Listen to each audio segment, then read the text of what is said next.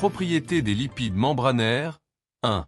Organisation en milieu aqueux. Lorsque les lipides membranaires sont en phase aqueuse, ils peuvent s'organiser de plusieurs manières différentes. A. Bicouche lipidique. Les têtes polaires sont dirigées vers l'extérieur, en contact avec le milieu aqueux.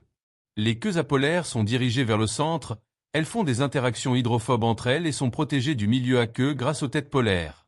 Cette organisation correspond à celle des membranes cellulaires. B. Micelles. Ce sont des structures sphériques dans lesquelles les têtes polaires sont orientées vers l'extérieur et les queues hydrophobes sont au centre, protégées du milieu aqueux par les têtes polaires. On les obtient suite à des traitements de la membrane plasmique par des détergents. C. Liposomes. Ce sont des structures artificielles, fabriquées in vitro. Les liposomes ont la forme de petites vésicules sphériques délimitées par une double couche lipidique et remplies de milieu aqueux. Ils peuvent être utilisés comme vecteurs pour délivrer des drogues ou des médicaments à des cellules car ils ont la capacité de fusionner avec la membrane plasmique pour y délivrer leur contenu. 2.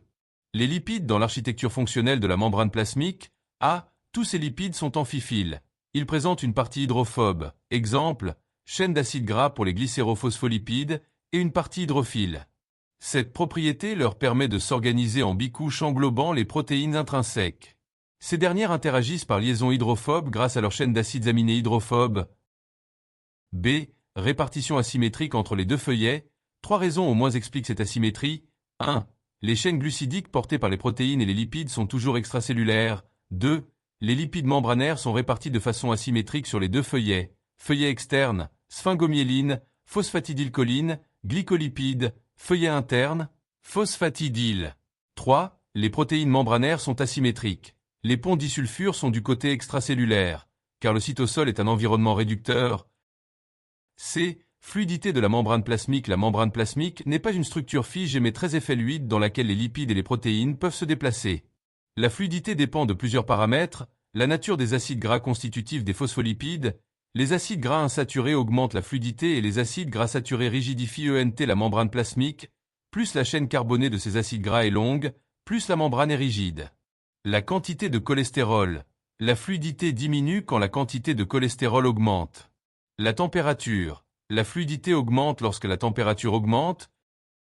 D. Mouvement des lipides. 3 types de mouvements sont possibles pour les lipides. Rotation sur eux-mêmes, déplacement dans un même feuillet, diffusion latérale, changement de feuillet, flip-flop ou diffusion transversale. Lou flip-flop. Des lipides nécessitent l'intervention d'enzymes, les effets lipases, nécessitent de l'énergie sous forme d'ATP. Fig 9.1. Les 3 types de mouvements des lipides membranaires.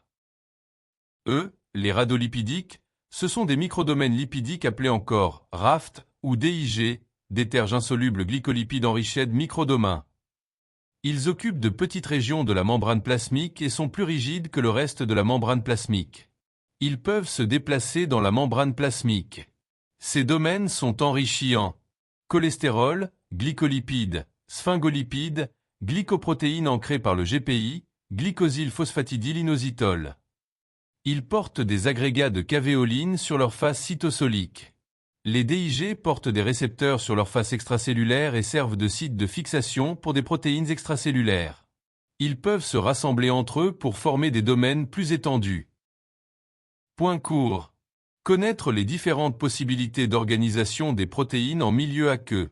Connaître les 3 types de mouvements de phospholipides au sein de la membrane. Connaître les critères de la fluidité membranaire. Connaître la notion d'asymétrie membranaire.